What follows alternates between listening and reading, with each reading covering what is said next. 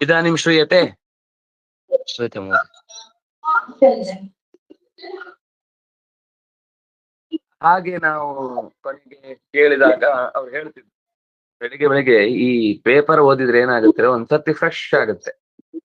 ಎಲ್ಲ ಏನೇನೋ ಒಂದಿಷ್ಟು ವಿಷಯ ಓದಿದ ತಕ್ಷಣ ಮನಸ್ಸು ಆ ನಮ್ಗೆ ಕೆಲವೊಮ್ಮೆ ಕಷ್ಟ ಆಗುತ್ತೆ. ಅವರು ನಂಗೆ ಆಶ್ಚರ್ಯ ಆಗುದು, ಅವರು ನಮ್ಗೆ ಫ್ರೆಶ್ ಆಗುದು ಯಾವ್ದು ಅಂದ್ರೆ ಯಾವ್ದೋ ಸಿನಿಮಾದ ಪುಟ, ಕ್ರಿಕೆಟ್ ಆಟದ ಪುಟ, ಇನ್ಯಾವುದೋ ಒಂದಿಷ್ಟು ಗಾಸಿಪ್ ವಿಷಯಗಳು ನಮ್ಗೆ, ನಾವು ಪೇಪರ್ ಹುಡುಕ್ತಾ ಇದ್ದಿದ್ದೆ ಫೋಟೋ ಯಾವ್ದ್ರಲ್ಲಿ ಜಾಸ್ತಿ ಇದೆ ಆ ಪೇಪರ್ ತಗೊಂಬರ್ತಿದ್ವಿ. ಉಳಿದದ್ದೆಲ್ಲ ಪೇಪರ್ ತುಂಬಾ ಲೇಖನ ಇದ್ರೆ ಅದು ಮೂಲೆಯಲ್ಲಿ. ಆದ್ರೆ ಸ್ವಾಮಿಗಳು ಅದರ ಮುಖ್ಯ ಲೇಖನದ ಉದ್ದೇಶ ಏನಿರುತ್ತೆ, ಈಗ ರಾಜಕೀಯ ಇರ್ಬೋದು ಅಥವಾ ಯಾವುದೋ ಒಂದು ದೇವಸ್ಥಾನದ ಜೀರ್ಣೋದ್ಧಾರದ ಹಿಂದಿನ ದಿವಸ ಮಾತಾಡಿದ ವಿಷಯ ಇಂಥದ್ದೇನು ಮಾತಾಡಿದಾಗ ಅದನ್ನ ಅವರು ಎಷ್ಟು ನೆನಪಿಟ್ಕೊಳ್ತಿದ್ರು ಅಂದ್ರೆ, ನೆಕ್ಸ್ಟ್ ಸರ್ತಿ ಬಂದು ಇಂಟರ್ವ್ಯೂ ಮಾಡಿದಾಗ ಹೋದ್ಸಲ ನೀವು ನಾನು ಕೊಟ್ಟ ಹೇಳಿಕೆಯನ್ನ ತಿರುಚಿ ಹಾಕಿದ್ರೆ ನಾನು ಅಭಿಪ್ರಾಯಗಳಿಲ್ಲ, ನನ್ನ ಯಾರು ಬರ್ದಿದ್ದ ಕರೀ, ನಾನು ಸರಿ ಮಾಡದೆ ಇರೋ ತನಕ ಈ ಕೊನೆಗೆ ಮತ್ತೆ ಹೇಳಿಕೆ ಹಿಂದಿನ ತಪ್ಪಾಗಿದೆ, ದಯವಿಟ್ಟು ಈ ಹೇಳಿಕೆಯನ್ನ ಹೀಗೆ ತಿದ್ದಿಕೊಳ್ಬೇಕು ಅಂತ ಬರ್ಸೋ ತನಕ ನೆಕ್ಸ್ಟ್ ಸರ್ತಿ ಇಂಟರ್ವ್ಯೂ ಕೊಡ್ತಿರ್ಲಿಲ್ಲ.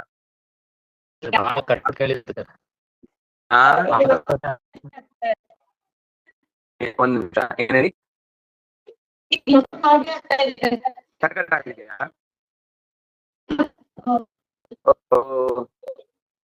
ಭೂಷಣ್ ಅವ್ರು ಏನ್ ಕೇಳಿಸ್ತಿದೆ ಸರ್? ಬಾಳ ಕಟ್ ಆಗಿ ಕೇಳಿಸಿದೆ, ಅಂದ್ರೆ ಬಾಳ ಫಾಸ್ಟ್ ಕೇಳ್ದಂಗ ಆಗಿದ್ರೆ ಹೊಟ್ಟೆ ಕೇಳಿಸ್ತಾ ಇಲ್ಲ ಸರ್.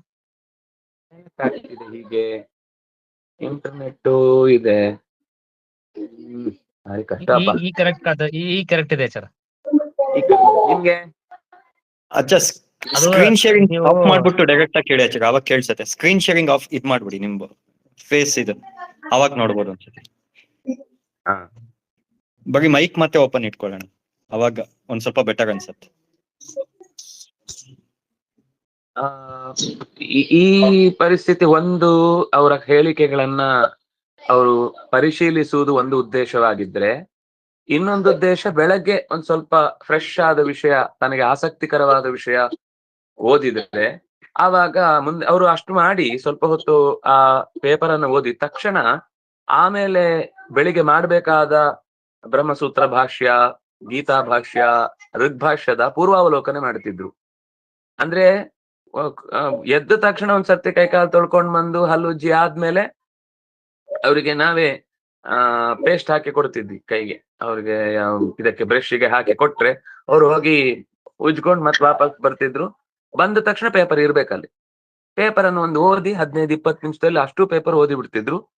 ಆಮೇಲೆ ಅವಲೋಕನ, ಆಮೇಲೆ 5 ಗಂಟೆಗೆ ಹಸು ಹತ್ರ ಹೋಗ್ತಿದ್ರು. ಹಸು ಹತ್ರ ಹೋಗಿ ಅಲ್ಲಿ ಇದ್ದ ಅಷ್ಟು ಒಂದು 100-125 ಹಸುಗಳಿಗೂ ಕೂಡ ಅವರೇ ಸ್ವತಃ ಹಿಂಡಿ ಹಾಕಬೇಕು, ಅವರೇ ಸ್ವತಃ ಬಾಳೆಹಣ್ಣು 2 ಕೊಡ್ಬೇಕು. ಅದ್ರಲ್ಲಿ ಉಳಿದ್ರೆ ಒಂದಿಷ್ಟು ಹಸು ಕೊಟ್ಟು ನಾಳೆ ಅಲ್ಲಿಂದ ಮುಂದೆ ಕೊಡ್ತಿದ್ರು. ಕರುಗಳಿಗೆ ಸಿಪ್ಪೆ ಸುಲ್ದು ತುಂಡು ಮಾಡಿ ಬಾಯಿ ತಿನ್ನಿಸ್ತಿದ್ರು.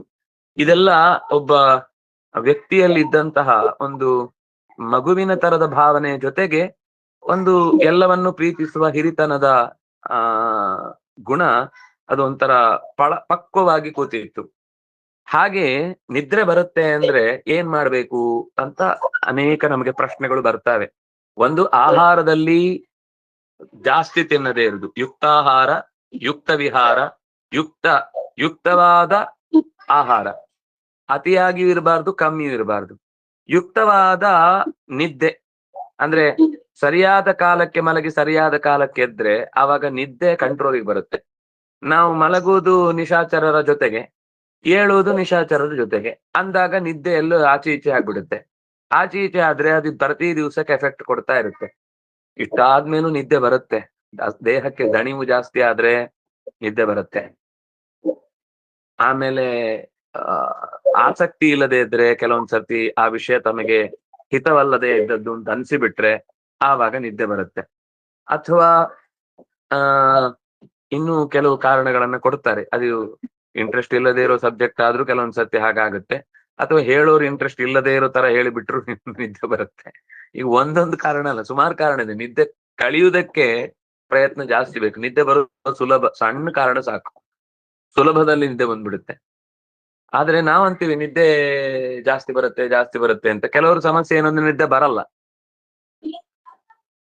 ಅವರಿಗೆ ನಿದ್ದೆ ಮಾಡ್ಬೇಕು ಅಂತ ಅನಿಸಿದಾಗ ಅವ್ರನ್ನ ನಮ್ಮ ಹತ್ರ ಬಿಡ್ಬೇಕು. ಆವಾಗ ನಾವು ಇಲ್ಲಿಂದ ಬರ್ತೀವಿ.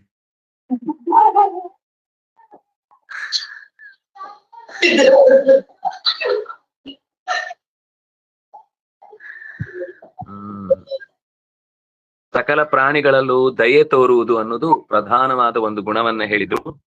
ಹಾಗಾಗಿ ಅದು ಮನುಷ್ಯತ್ವದ ಮೊದಲ ಲಕ್ಷಣ. ಸಮಾಧಿಯ ದಾರಿಯಿಂದ ದೇವತೆಗಳು ಒಲಿಸಿಕೊಂಡ್ರೆ ದುಃಖ ಪರಿಹಾರ ಆಗುತ್ತೆ, ಆದ್ರೆ ಆದಿ ದೈವಿಕ ಸಮಸ್ಯೆಗಳು ದೂರ ಆಗುತ್ತೆ. ಪ್ರಾಣಾಯಾಮ, ಯೋಗಾಭ್ಯಾಸ ಮತ್ತು ದೈಹಿಕ ಅನಿವಾರ್ಯವಾದ ಶ್ರಮ. ಸುಮ್ಮನೆ 25 ಸರ್ತಿ ಮಾಡಿ 10 ಇಳಿಯುವುದು, ಮಾಡಿ 10 ಇಳಿಯುವುದು ಉಪಯೋಗ ಇಲ್ಲ. ಅದರಿಂದ ಏನಾದ್ರೂ ಪ್ರೊಡಕ್ಟಿವ್ ಆದ ಕೆಲಸ ಇರಬೇಕು. ಮಾಡಿದ ಕೆಲಸದಿಂದ ಏನಾದ್ರೂ ಉಪಯೋಗ ಆಗ್ಬೇಕು. ಮನೆ ಕ್ಲೀನ್ ಆಯ್ತು ಅಂತ ಕನಿಷ್ಠ ಪಕ್ಷ ಆವಾಗ ನೋಡ್ಲಿಕ್ಕಾದ್ರೂ ಒಂದು ಮನಸ್ಸು ಸಮಾಧಾನವಾಗಿರುತ್ತೆ. ಅದೇ ಹಟ್ಟಿಯಲ್ಲಿ ಬಿದ್ದವರ ತರ ಅದೇ ಹುಲ್ಲಿನ ಮೇಲೆ ಅದೇ ಸಗಣಿ ಮೇಲೆ ಅವುಗಳಿಗೆ ಪಾಪ ಬಾಯಿ ಬರಲ್ಲ. ಅವುಗಳು ಬಹಳ ಶಿಸ್ತಿರ್ತಾರೆ. ಅವುಗಳು ತಮ್ಮ ಸಗಣಿ ಪಕ್ಕದ ಹಸುವಿನ ಇದ್ರ ಹಾಕಿರುತ್ತೆ.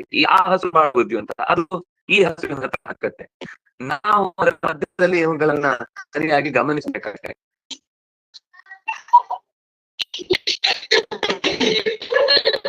ತರಕಾರಿ ಹೆಚ್ಚಿಕೊಡ್ಬೇಕಾ?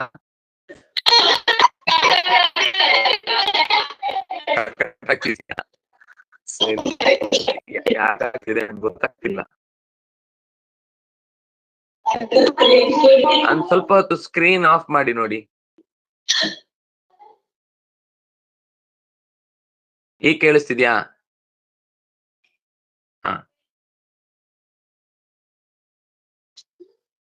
ರಜಸ್ತಮಶ್ಚ ಸತ್ವೇನ ಸತ್ವಂ ಚೋಪಶಮೇನ ಚ ಏತತ್ ಸರ್ವಂ ಗುರು ಭಕ್ತ್ಯಾ ಪುರುಷೋ ಮನಸೋ ಜಯೇತ್. ನನಗೆ ನೀವು ಹೇಳದೆ ಅಂದ್ರೆ ಸ್ಪೀಕರ್ ಆನ್ ಮಾಡದೆ ಇದ್ರು ನಂಗೆ ಕೇಳ್ಬೇಕಾಗಿಲ್ಲ, ನೀವು ಹೇಳಿದ್ರೆ ಸಾಕು, ಇಲ್ಲಾಂದ್ರೆ ಮತ್ತೆ ಕಟ್ ಆಗುತ್ತೆ. ರಜೋಗುಣವನ್ನು ತಮೋಗುಣದಿಂದ ಅಥವಾ ರಜಸ್ಸು ಮತ್ತು ತಮಸ್ಸು ಎರಡನ್ನು ಪ್ರಧಾನವಾಗಿ ರಜಸ್ತಮಶ್ಚ ಸತ್ವೇನ, ರಜಸ್ಸು ಮತ್ತು ತಮಸ್ಸುಗಳನ್ನು ಸತ್ವಗುಣಗಳಿಂದ ನಾವು ಅದನ್ನ ಜಯಿಸ್ಬೇಕಾಗತ್ತೆ. ಸತ್ವಗುಣವನ್ನು ಗೆಲ್ಬೇಕಾ? ಸತ್ವಗುಣವನ್ನು ಬಿಡಬೇಕು. ಸತ್ವಗುಣವು ಕೂಡ ಹೋಗ್ಬೇಕೆ ಅದು. ಯಾಕೆಂದ್ರೆ ಆ ಸತ್ವಗುಣದಲ್ಲಿ ಮತ್ತೆ ಒಳಗೆ ರಜಸ್ಸು ತಮಸ್ಸು ಇದೆ. ಶುದ್ಧವಾದ ಸತ್ವ ಅಂತ ಈಗ ಸಿಗುದಿಲ್ಲ.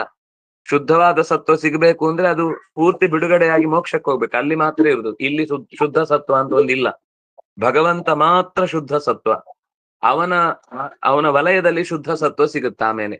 ಆದ್ರಿಂದಾಗಿ ಶುದ್ಧ ಸತ್ವವನ್ನು ಕೂಡ ಉಪಶಮೇನ ಅಂದ್ರೆ ಭಗವಂತನಲ್ಲಿ ನಿರಂತರ ಸೇವೆ, ಪೂರ್ಣವಾದ ತಾದಾತ್ಮ್ಯ ಭಾವದಿಂದ ಭಗವಂತನಲ್ಲಿ ತನ್ನನ್ನ ಒಪ್ಪಿಸಿಕೊಂಡ್ರೆ ಆವಾಗ ಭಗವನ್ ನಿಷ್ಠೆಯಿಂದ ಸತ್ವಗುಣವನ್ನ ಬಿಡಬಹುದು. ಹೀಗೆ ಹಿಂದೆ ಹೇಳಿದ ಎಲ್ಲಾ ದೋಷಗಳನ್ನು ಹರಿಭಕ್ತಿಯಿಂದ ಕೂಡಿರುವ ಸಮರ್ಪಣಾ ಭಾವದಿಂದ ಗೆಲ್ಲುವುದು ಸಾಧ್ಯ. ಹಾಗಾಗಿ ಭಗವಂತನಲ್ಲಿ ಭಕ್ತಿ ಅನ್ನುವುದು ಮನಸ್ಸಿನಲ್ಲಿ ದೊಡ್ಡ ಶಕ್ತಿ ಆಗಿದ್ರೆ ಅವನಿಗೆ ಎಂಥ ಅಪಾಯ ಇದ್ರೂ ಕೂಡ ಅದನ್ನ ಗೆಲ್ಲುವುದಕ್ಕೆ ಬೇಕಿರುವಂತಹ ಯುಕ್ತಿ ಒದಗಿ ಬರುತ್ತೆ. ಯಾಕೆಂದ್ರೆ ಸತ್ವಗುಣ ವೃದ್ಧಿಯಾದಾಗ ತಮೋಗುಣ ಮತ್ತು ರಜೋಗುಣಗಳು ತಾನಾಗಿ ಸ್ವಲ್ಪ ತಮ್ಮ ಸಾಮರ್ಥ್ಯವನ್ನ ಕಮ್ಮಿ ಮಾಡಿಕೊಳ್ತವೆ. ಅಂದ್ರೆ ಆವಾಗ ಅವಳು ತಮ್ಮ ಪ್ರಭಾವ ತೋರಿಸಲ್ಲ. ಆದ್ರೆ ಅದೂ ಕೂಡ ಲೌಕಿಕ ವಿಷಯದಲ್ಲಿ ಸುಖವನ್ನ ಕೊಡುತ್ತೆ ಅನ್ನುವ ಕಾರಣಕ್ಕಾಗಿ ಏನ್ ಮಾಡುತ್ತೆ, ಸ್ಥೂಲವಾದ ಸತ್ವ ಗೊತ್ತೇ ಆಗದ ಹಾಗೆ ಒಳ್ಳೆ ಹೆಸರು ಹೇಳ್ಕೊಂಡು ಕೆಟ್ಟ ಕಡೆಗೆ ಹೇಳ್ಕೊಂಡು ಹೋಗುತ್ತೆ. ಬಹಳ ಜಾಗ್ರತೆ ಇರ್ಬೇಕು. ಈ ಸತ್ವವು ಕೂಡ ಮೇಲ್ನೋಟಕ್ಕೆ ನಮ್ಮನ್ನ ಭಾರಿ ಜ್ಞಾನಿಯನ್ನಾಗಿ ಮಾಡುತ್ತೆ, ಮೌನಿಯನ್ನಾಗಿ ಮಾಡುತ್ತೆ. ಅದರ ಜೊತೆಗೆ ಗೊತ್ತೇ ಇಲ್ಲದ ಹಾಗೆ ಅಹಂಕಾರಿಯನ್ನಾಗೂ ಮಾಡಿಬಿಡುತ್ತೆ. ಆದ್ರಿಂದಾಗಿ ಅದು ಅಹಂಕಾರ ಎಲ್ಲಿಂದ ಬಂತು ಅಂದ್ರೆ ಇದೇ ಸತ್ವದೊಳಗೆ ಸೇರಿಕೊಂಡ ಸಣ್ಣ ಮೀಸೆ ನುಗ್ಗಿಸಿದ ಜಿರಳೆಯ ಹಾಗೆ ಅದು ತನ್ನ ಗೂಡನ್ನು ಕಟ್ಕೊಂಡ್ಬಿಡುತ್ತೆ ಒಳಗೆ, ಗೊತ್ತೇ ಆಗಲ್ಲ. ಆದ್ರಿಂದಾಗಿ ಸತ್ವವೂ ಕೂಡ ಆರಂಭದಲ್ಲಿ ನಮಗದು ಸಹಾಯಕವಾದ್ರೂ ಕೂಡ ಅದೂ ಕೂಡ ಮುಂದೆ ನಮ್ಮನ್ನ ದಾರಿ ಕೆಡಿಸುವಂತಹ ಅಪಾಯ ಇದೆ. ಕೃಷ್ಣಾವತಾರ ಆದ್ಮೇಲೂ ಕೂಡ ಮತ್ತೆ ಬುದ್ಧಾವತಾರ ಆಗುತ್ತೆ. ಆ ಸ್ಥಿತಿಯಲ್ಲಿ ಮತ್ತೆ ನಮ್ಮ ಬುದ್ಧಿ ಮೊದ್ದಾಗತ್ತೆ. ಅದಕ್ಕೋಸ್ಕರನೇ ಅದನ್ನ ಜಾಗ್ರತೆಯಿಂದ ಎದುರಿಸ್ಬೇಕು ಅಂತ ಸೂಚಿಸ್ಲಿಕ್ಕೆ ಅದು ಬಂದದ್ದು. ಜ್ಞಾನ ಬಂತು ಅಂದ ತಕ್ಷಣ ಎಲ್ಲ ಸರಿ ಹೋಯ್ತು ಅಂತ ಆಗಲ್ಲ. ಜ್ಞಾನವೇ ಮಹಾ ಅಹಂಕಾರಕ್ಕೆ ಕಾರಣವಾದಾಗ ಮೌನಕ್ಕೆ ಶರಣಾಗ್ಬೇಕು. ಬುದ್ಧನ ಹಾಗೆ ಮೌನಿ ಆದ್ರೆ ಮಾತ್ರ ಅದು ನಮಗೆ ಸಿದ್ಧವಾಗುತ್ತೆ. ಯಸ್ಯ ಸಾಕ್ಷಾತ್ ಭಗವತಿ ಜ್ಞಾನದೀಪ ಪ್ರದೇ ಗುರೌ ಅಭಿಸಂಧಿ ಶ್ರುತಸ್ತಸ್ಯ ಸರ್ವಂ ಕುಂಜ ಶೌಚವತ್. ಜ್ಞಾನದೀಪವನ್ನ ಒದಗಿಸುವಂತಹ ಲೋಕದ ಗುರು ಒಂದು ವೇದವ್ಯಾಸರು, ಒಂದು ಶ್ರೀಕೃಷ್ಣ. ಯಾರು ಈ ಶ್ರೀಕೃಷ್ಣನಲ್ಲಿ ಅಥವಾ ವೇದವ್ಯಾಸರ ಮಾತುಗಳಲ್ಲಿ ಅಪಚಾರವನ್ನ ಮಾಡುತ್ತಾನೋ ಅವನು ಎಲ್ಲ ಅಲ್ಲಿ ತನಕ ಮಾಡಿದ ಸತ್ಕರ್ಮಗಳು, ಮುಖ್ಯವಾಗಿ ಅವರು ಹೇಳುದು ಅಭಿಸಂಧಿ ಶ್ರುತಸ್ತಸ್ಯ ಸರ್ವಂ ಕುಂಜರ ಶೌಚವತ್. ಭಗವಂತ ಎಲ್ಲವನ್ನು ಚೆನ್ನಾಗಿ ನಿಯಮನ ಮಾಡಿ ಈ ಜಗತ್ತನ್ನ ಬೇಕಾದಂತೆ ಇಟ್ಟಿದ್ದಾನೆ. ಅವನು ಯಾವತ್ತೂ ಯಾರ ವಿಷಯದಲ್ಲೂ ಯಾರಿಗೂ ಕುಹಕವಾಡಿಲ್ಲ, ಅಥವಾ ಯಾರ ವಿಷಯದಲ್ಲೂ ಅವನು ಪಾರ್ಶಿಯಾಲಿಟಿ ಮಾಡಿಲ್ಲ. ಪ್ರಕೃತಿಯ ನಿಯಮದಂತೆ ಜಗತ್ತನ್ನು ನಿಯಂತ್ರಿಸ್ತಾ ಇದ್ದಾನೆ ಅಂತ ತಿಳಿದುಕೊಳ್ಳದೆ ಅವನ ನಿಯಮವನ್ನೇ ನಿರಾಕರಿಸುವ, ಅವನ ಅಸ್ತಿತ್ವವನ್ನೇ ಅಲ್ಲಗಳೆಯುವ, ಅವನ ಗುಣಗಳನ್ನೇ ತೆಗಳುವ ಇಂಥ ದುಸ್ಥಿತಿ ಯಾರು ಅವನ ಜೀವನದಲ್ಲಿ ತಂದುಕೊಳ್ತಾನೋ ಅವನು ಅಲ್ಲಿ ತನಕ ಕೇಳಿದ ತಸ್ಯ ಶ್ರುತಃ, ಅವನು ಕೇಳಿದ ಎಲ್ಲಾ ಸಂಗತಿಗಳು ಕೂಡ ಅಥವಾ ಅಲ್ಲಿ ತನಕ ಮಾಡಿದ ಯಾವುದೇ ಸತ್ಕರ್ಮಗಳು ಕೂಡ ಗಜಸ್ನಾನದಂತೆ ವ್ಯರ್ಥವಾಗುತ್ತೆ. ಕುಂಜರ ಶೌಚವತ್.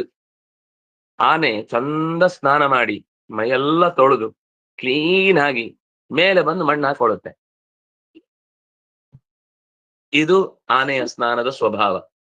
ಹಾಗೇನೆ ಮನುಷ್ಯನು ಕೂಡ ಜ್ಞಾನದೀಪ ಪ್ರದನಾದ ಗುರುವೆನಿಸಿದ ಸಾಕ್ಷಾತ್ ಭಗವಂತನ ಮಾತುಗಳಲ್ಲಿ ನಂಬಿಕೆ ಇಡದೆ ಅದನ್ನ ತಿರಸ್ಕರಿಸಿದ ಅಂತಂದ್ರೆ ಅವನು ಮತ್ತೆ ಅಲ್ಲಿ ತನಕ ಕೇಳಿದ ಎಷ್ಟೆಷ್ಟು ದೊಡ್ಡ ಸಂಗತಿಗಳನ್ನು ಕೇಳಿರ್ಬಹುದು, ಎಷ್ಟೆಷ್ಟು ದೊಡ್ಡ ಸಂಗತಿಗಳನ್ನ ಮನದಟ್ಟು ಮಾಡಿಕೊಂಡು ಭಾರಿ ಜನಗಳಿಗೆ ಅದನ್ನ ಅವನು ಉಪದೇಶಿಸಿ ತುಂಬಾ ಉದ್ಧಾರದ ದಾರಿಯನ್ನ ಕೊಡುವುದಕ್ಕೆ ಇವನೊಬ್ಬ ದೊಡ್ಡ ಗುರು ಅಂತ ಗುಗ್ಗುರು ಅನಿಸಿರಬಹುದು.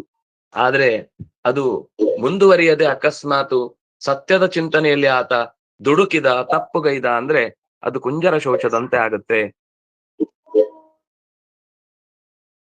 ಅಂದ್ರೆ ಭಗವಂತನಲ್ಲಿ ಭಕ್ತಿ ಇಲ್ಲದೆ ಸಮಾಜದ ತಿದ್ದುವಿಕೆಯ ದೊಡ್ಡ ದೊಡ್ಡ ಮಾತುಗಳನ್ನಾಡುವವರೆಲ್ಲ ಕೇವಲ ಕುಹಕಿಗಳು ಹೊರತು ನಿಜವಾದ ಅರ್ಥದಲ್ಲಿ ಅವರಿಗೆ ಸಮಾಜದ ಸುಧಾರಣೆ ಬಗ್ಗೆ ಕಾಳಜಿ ಇರುವುದಲ್ಲ. ಪ್ರಜ್ಞೆ ಅನ್ನುವುದು ಬಹಳ ಚುರುಕಾಗಿದೆ ಅನ್ನುವ ಕಾರಣಕ್ಕೆ ಜನರನ್ನ ತನ್ನೆಡೆಗೆ ಸೆಳೆಯುವುದಕ್ಕೆ ಮಾಡಿಕೊಳ್ಳುವಂತಹ ಅಡ್ಡದಾರಿಯ ಬೇರೆ ಬೇರೆ ಮುಖಗಳದು ಅಂತ ಇಲ್ಲಿ ಅದಕ್ಕೆ ಸಂಬಂಧಪಟ್ಟಂತೆ ಕೆಲವು ಉಪ ಮಾತುಗಳನ್ನ ಅಲ್ಲಿ ಹೇಳಿದ್ದಾರೆ.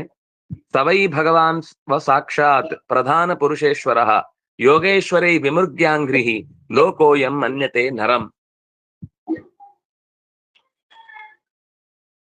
ಶ್ರೀಕೃಷ್ಣ ಅದೇ ಸವೈ ಭಗವಾನ್ ಅಂತ ಮತ್ತೆ ನೆನಪಿಸ್ತಾರೆ. ನೇರವಾಗಿ ಕೃಷ್ಣನು, ಯಾಕಂದ್ರೆ ಯೋಗೇಶ್ವರ ಅನ್ನುವ ಶಬ್ದ ಬಳಸಿದ್ರಿಂದ ಅದನ್ನ ಕೃಷ್ಣನಿಗೆ ಹೋಲಿಸಿ ಹೇಳ್ತಾ ಇದ್ದಾರೆ. ಅಕ್ಷರ ಪುರುಷಳಾದಂತಹ ಲಕ್ಷ್ಮಿ ಮತ್ತು ಜಡ ಪ್ರಕೃತಿಯ ನಡುವೆ ಇರುವಂತಹ ಸಂಬಂಧ ಏನಿದೆ, ಇದೆರಡನ್ನೂ ಮೀರಿ ಭಗವಂತ ನಿಂತಿದ್ದಾನೆ. ಅಂದ್ರೆ ಜಡವನ್ನೂ ಮೀರಿದ್ದಾನೆ, ಚೇತನ ಪ್ರಪಂಚವನ್ನು ಮೀರಿದ್ದಾನೆ. ಜಡ ಪ್ರಪಂಚವನ್ನು, ಚೇತನ ಪ್ರಪಂಚವನ್ನು ಮೀರಿ ಇನ್ನು ಯೋಗೇಶ್ವರರು ಯಾರ್ಯಾರು ಈ ಜಗತ್ತಿನಲ್ಲಿ ಹುಡುಕ್ತಾ ಇರ್ತಾರಲ್ಲ, ಯೋಗ ಅಂದ್ರೆ ಉಪಾಯ, ಈಶ್ವರರು ಅಂತಂದ್ರೆ ಅದರನ್ನ ಹುಡುಕ್ತಾ ಇರುವವರು. ಯೋಗೇಶ್ವರರು ಅಂದ್ರೆ ಯೋಗದ ದಾರಿಯಲ್ಲಿ ಅಂತರಂಗದ ಯಾವ ನಾಡಿಯಲ್ಲಿ ಯಾವ ಮೂಲೆಯಲ್ಲಿ ಎಲ್ಲಿ ದೇವರು ಸಿಕ್ಕಿ ಬಿಡ್ತಾನೆ ಅಂತ ನಿರಂತರ ಸಮಾಧಿಯ ಸ್ಥಿತಿಯಲ್ಲಿ ಭಗವಂತ ಸಿಗ್ಲೇಬೇಕು ನಮಗೆ ಅಂತ ಬಹಳ ಪ್ರಯತ್ನ ಪಟ್ಟು ಯಾರು ಅದನ್ನ ನಡೆಸ್ತಾರೆ ಅವರು ಹುಡುಕುದು ಇದೇ ಭಗವಂತನ ಪಾದಾರವಿಂದಗಳನ್ನೇ. ಹಾಗಾಗಿ ಅಜ್ಞ ಜನರು ಅವನನ್ನ ಇಂತಹ ಭಗವಂತನನ್ನ ಪೆದ್ದ ಅಥವಾ ಮನುಷ್ಯ ಅಥವಾ ದುಡುಕಿನವ ಅಂತ ಭಾವಿಸಿ ತಪ್ಪು ತಿಳ್ಕೊಳ್ತಾರೆ. ಆದ್ರೆ ಅವನು ಲೋಕ ಗುರುವಾಗಿದ್ದಾನೆ. ಪ್ರಧಾನ ಪುರುಷೇಶ್ವರ. ಪ್ರಧಾನ ಅಂದ್ರೆ ಪ್ರಕೃತಿ, ಪುರುಷ ಅಂದ್ರೆ ಜೀವ, ಅವರಿಗೆ ಈಶ್ವರ ಅಂದ್ರೆ ಭಗವಂತ. ಹೀಗೆ ಸಕಲ ದೇವತೆಗಳನ್ನು ಮೀರಿದ ಪ್ರಕೃತಿಯ ಅಭಿಮಾನಿನಿ ಎನಿಸಿದಂತಹ ಲಕ್ಷ್ಮಿಯನ್ನೂ ಕೂಡ ತನ್ನ ಒಡಲಲ್ಲಿ ಇರಿಸಿ ಸಂತೋಷ ಪಡಿಸುವವನನ್ನು ಸಾಮಾನ್ಯ ಜನರು, ಅಜ್ಞ ಜನರು ಮನ್ಯತೆ ನರಂ, ಅವನನ್ನ ಸಾಮಾನ್ಯ ಮನುಷ್ಯ ಅಂತ ಅಂದುಕೊಂಡ್ ಬಿಡ್ತಾರೆ. ಅವರು ಕಳ್ಕೊಳ್ತಾರಷ್ಟೇ, ಭಗವಂತನ ವಿಶೇಷ ಪ್ರಜ್ಞೆಯನ್ನ ಕಳ್ಕೊಳ್ತಾರೆ ಅನ್ನುವಲ್ಲಿಗೆ ಇವತ್ತಿನ ಈ ಚಿಂತನೆಯನ್ನು ಮುಗಿಸೋಣ. ಯಾರೋ ಅತಿಥಿಗಳು ಬಂದ್ರು, ಮತ್ತೆ ಸಿಗ್ತೇನೆ, ನಾಳೆ ಸಿಗ್ತೇನೆ. ಶ್ರೀ ಹರಿಪ್ರಿಯತಾಂ ಶ್ರೀ ಕೃಷ್ಣಾರ್ಪಣಮಸ್ತು.